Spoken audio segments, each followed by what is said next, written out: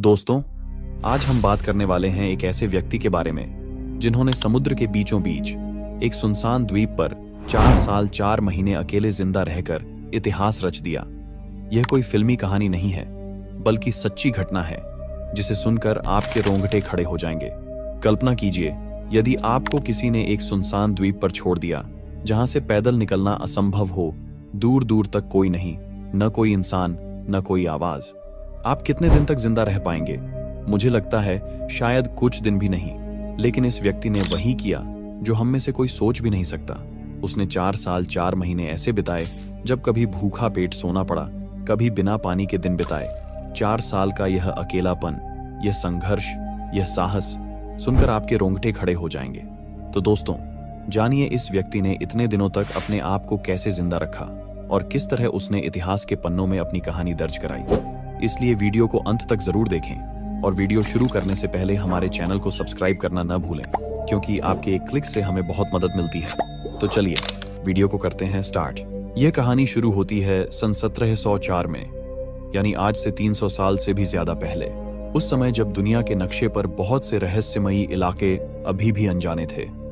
Europe की कई ताकतें जैसे ब्रिटेन, स्पेन और पुर्तगाल समुद्रों पर कब्जा जमाने के लिए एक दूसरे से मुकाबला कर रही थीं, और उन्हीं में से एक देश था स्कॉटलैंड, जहां से एक बहादुर नाविक की कहानी शुरू होती है, अलेक्जेंडर सेलकर्क की। अलेक्जेंडर सेलकर्क का जन्म सन 1676 में स्कॉटलैंड के एक छोटे से कस्बे लोअर लार्गो में हुआ था। वो बचपन से ही बेहद जिज्ञासु और रोमांच प्रेमी था। जब दूसरे बच्चे खेतों में खेलते थे तो अलेक्जेंडर समुद्र के किनारे बैठकर जहाजों को दूर तक जाते देखता रहता। उसे हमेशा यह लगता कि एक दिन वह भी किसी जहाज पर सवार होकर दुनिया की सीमाओं से आगे निकलेगा।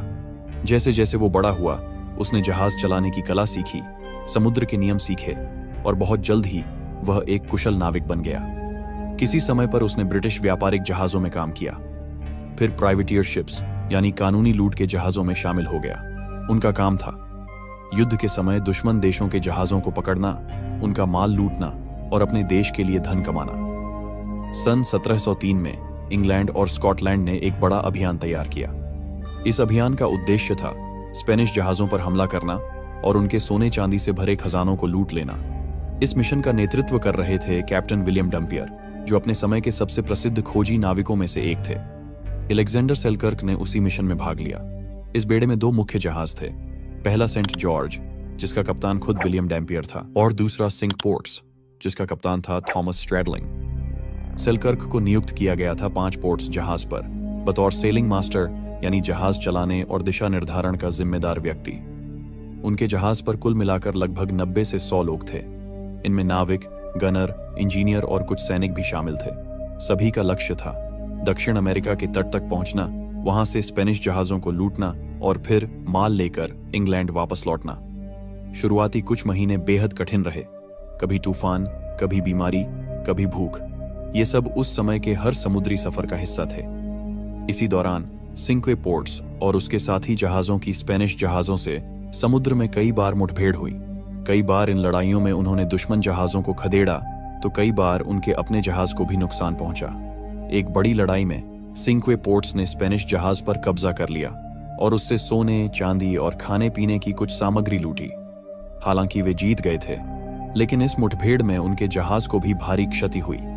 तोप के गोले और गोलाबारी के कारण सिंक्वे पोर्ट्स की लकड़ी कई जगहों से टूट गई थी और कई नाविक घायल हो गए थे। यही वह समय था जब जहाज की असली परेशानी शुरू हुई। लड़ाई के बाद के दिनों में जहाज धीरे धीरे कमजोर पड़ने लगा। समुद्र के नमक और धूप से लकड़ी सड़ने लगी, कीलें ढीली हो गईं और जहाज के नीचे से पानी अंदर आने लगा। अब अलेक्जेंडर सेलकर्क को साफ दिख रहा था कि अगर जहाज की मरम्मत जल्द नहीं की गई तो ये किसी भी समय समुद्र में डूब सकता है। उसने कई बार कप्तान स्ट्रैडलिंग को चेताया कि हमें किसी सुरक्षित स्थान पर रुककर जहाज की मरम्मत करनी चाहिए, लेकिन कप्तान स्ट्रैडलिंग बेहद जिद्दी था। उसे लगता था कि जहाज अभी भी आगे बढ़ने के लायक है और सेलकर्क का डर बेवजह है। दोनों के बीच बहस धीरे धीरे तेज झगड़े में बदल गई। आवाजें ऊंची हो गईं। गुस्से में दोनों ने एक दूसरे को अपमानित तक कर दिया। कुछ नाविकों ने बीच बचाव करने की कोशिश की, लेकिन किसी ने भी खुलकर कप्तान के खिलाफ कुछ नहीं कहा। सेलकर्क को गुस्सा आ गया। उसने कहा, अगर तुम इस जहाज को आगे ले जाओगे तो हम सबकी मौत तय है। अगर तुम मेरी बात नहीं मानते तो मुझे यहीं उतार दो, कप्तान ने व्यंग्य में जवाब दिया। ठीक है, अगर इतना भरोसा है अपनी किस्मत पर तो यहीं रह जा। ये झगड़ा यहीं खत्म नहीं हुआ। थोड़ी देर बाद ही जहाज एक छोटे से हुआन फर्नांडेज आइलैंड्स के पास पहुंचा, दक्षिण अमेरिका के तट से लगभग 400 मील दूर, जो आज के समय में चिली देश के पास स्थित है।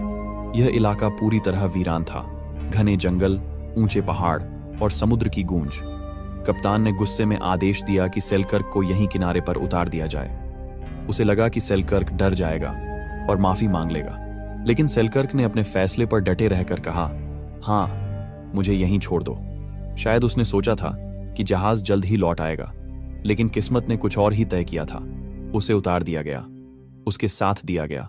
उसकी बंदूक और बारूद, थोड़े कपड़े, एक छोटा चाकू, कुछ औजार, एक बाइबल और थोड़ा खाने का सामान। जब वह तट पर उतरा तो कुछ साथी नाविक उसे देख रहे थे, कोई सहानुभूति से तो कोई मजाक में। जहाज ने लंगर उठाया और धीरे धीरे लहरों के बीच गायब हो गया। सेलकर्क चट्टान पर खड़ा बस देखता रह गया।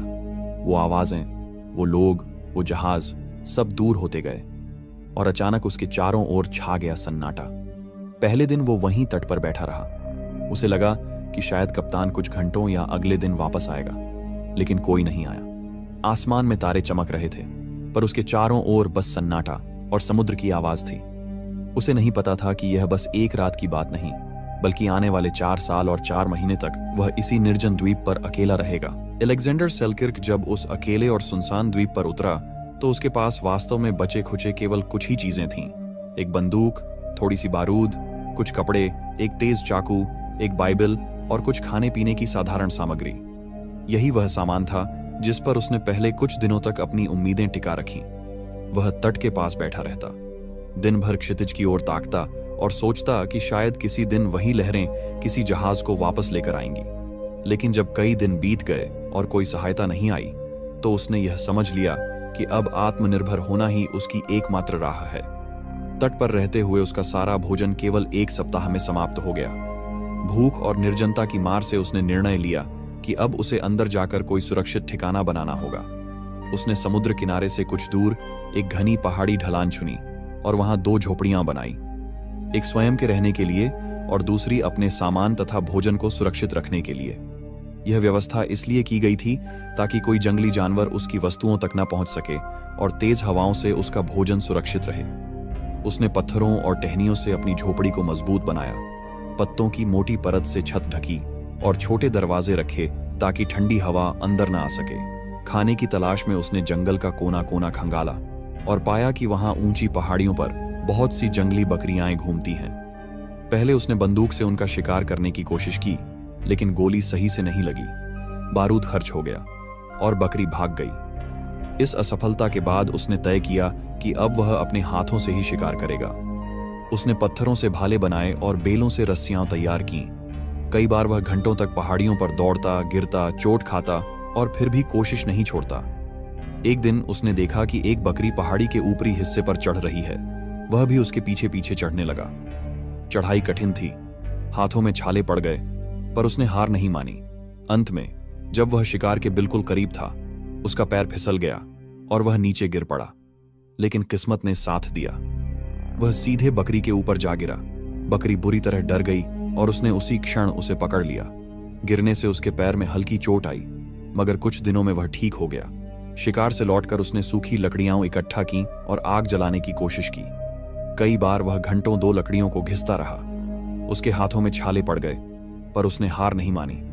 अंततः जब घर्षण से पहली बार धुआं उठा, उसने सूखी घास पर फूंक मारकर लौ को बढ़ाया। जैसे ही आग जली, उसकी आंखों में आंसू आ गए, भूख से नहीं बल्कि अपनी मेहनत की जीत से।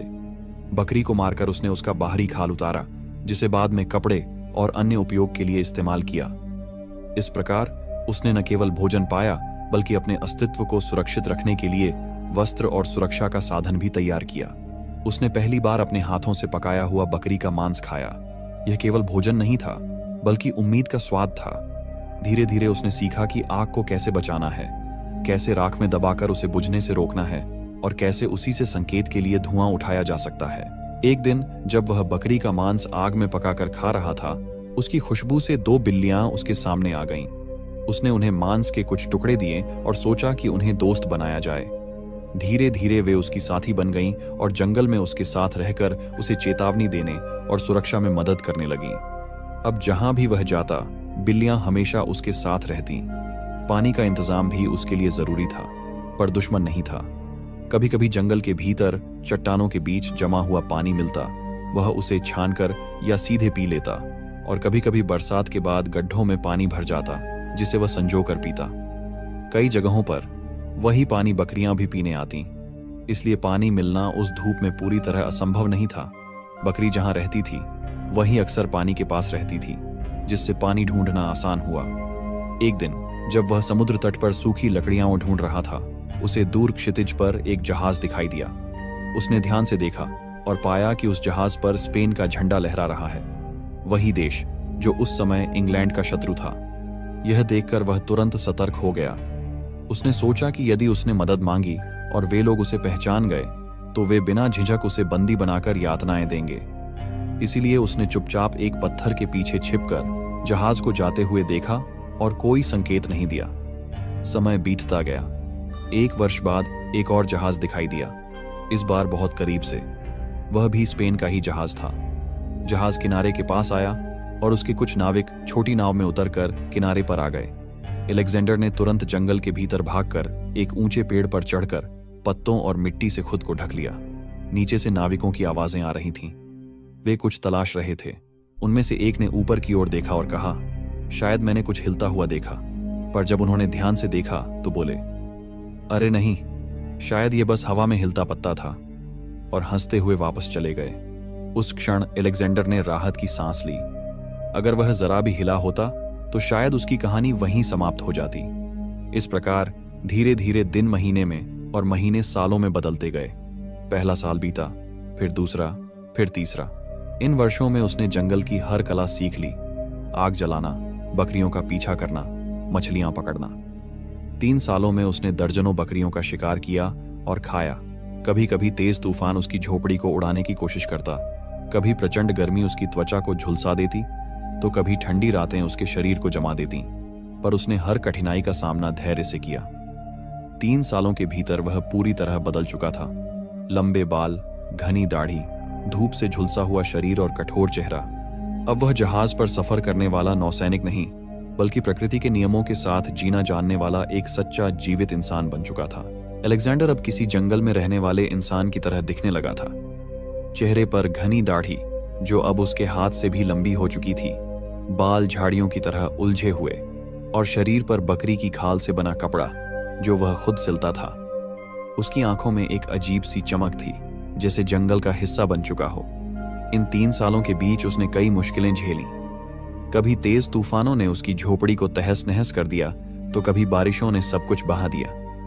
पर हर बार वह अपनी टूटी झोपड़ी को फिर से बनाता। कभी दिन भर भूखा रह जाता, तो कभी चूहे, कीड़े मकोड़े तक खाकर खुद को जिंदा रखता। कभी पेड़ों की जड़ों को भून कर खाता और कभी बकरियों का दूध निकालकर उससे गुजारा करता। उसने अपने लिए कुछ बकरियां भी पाली थीं, जिनका दूध वह खुद दुहता, उबाल कर खाता, किसी जंगली पौधे से चाय बनाता और अपनी दोस्त बिल्लियों को भी देता।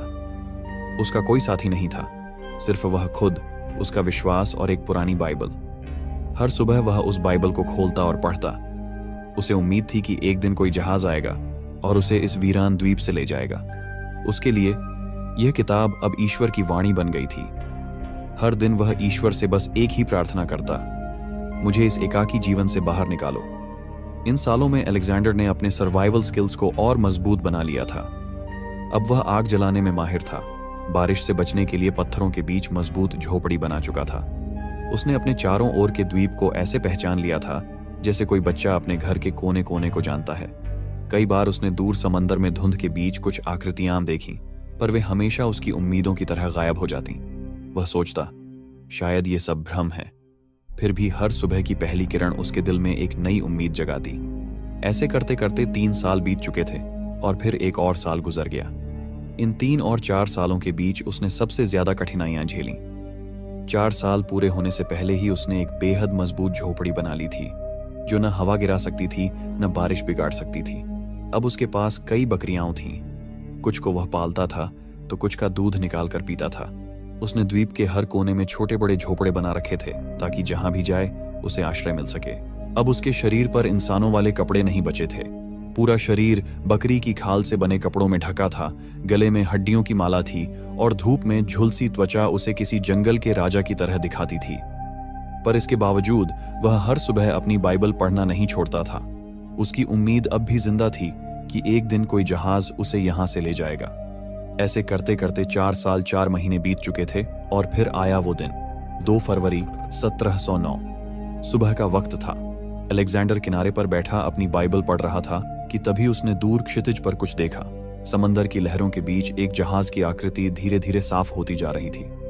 पहले तो उसे लगा कि यह भी उसका भ्रम है, लेकिन जब उसने ध्यान से देखा तो 2 जहाज दिखाई देने लगे। उसका दिल जोरों से धड़कने लगा। वह भागकर अपनी आंख की जगह पहुंचा और धुएं का इशारा करने लगा। धीरे धीरे वो जहाज उसकी ओर बढ़ने लगे। जब नावें किनारे पहुंची और लोग उतरे तो उन्होंने देखा कि उनके सामने एक अजीब व्यक्ति खड़ा है। लंबी दाढ़ी जो उसके हाथ से भी लंबी थी, बाल झाड़ियों की तरह फैले हुए और शरीर पर बकरी की खाल से बने कपड़े। वह कोई साधु नहीं था, वह था अलेक्जेंडर सेलकर्क। वे जहाज ब्रिटिश थे, जिनमें से एक का नाम था ड्यूक और उसका कप्तान था वुड्स रॉजर्स। कप्तान रॉजर्स और उसके साथी अलेक्जेंडर की हालत देखकर दंग रह गए। वह किसी जंगली आदमी की तरह दिख रहा था, लेकिन उसकी आंखों में इंसानियत और उम्मीद अब भी थी। अलेक्जेंडर कुछ बोलना चाहता था, पर उसकी आवाज बहुत कमजोर थी। टूटी फूटी अंग्रेजी में उसने अपनी कहानी बताने की कोशिश की, जिसे मुश्किल से ही वे लोग समझ पाए। कप्तान रॉजर्स ने तुरंत उसे अपने जहाज पर लाने का आदेश दिया। नाविकों ने उसे सहारा दिया और जैसे ही वह जहाज पर चढ़ा, उसकी आंखों से आंसू निकल पड़े। 4 साल 4 महीने बाद उसने पहली बार इंसानों को देखा था। उस दिन 2 फरवरी 1709 अलेक्जेंडर सेलकिर्क को उस निर्जन द्वीप से आजादी मिली। जहाज के डेक पर बैठा वह आसमान की ओर देख रहा था और उसके होंठों से निकला एक ही शब्द, धन्यवाद प्रभु। और इसी के साथ खत्म हुई एक ऐसी सच्ची कहानी जिसने इंसानियत, विश्वास और उम्मीद की परिभाषा हमेशा के लिए बदल दिया। दोस्तों, आप लोगों ने इस वीडियो को अंत तक देखा, इसके लिए दिल से शुक्रिया। अगर आपको यह वीडियो पसंद आया है तो इसे अपने दोस्तों के साथ शेयर करना और चैनल को सब्सक्राइब करना बिल्कुल मत भूलिएगा। तो चलिए दोस्तों, हम लोग फिर मिलेंगे इसी तरह की एक और दिलचस्प वीडियो में। तब तक के लिए बाय और एक बार फिर दिल से धन्यवाद।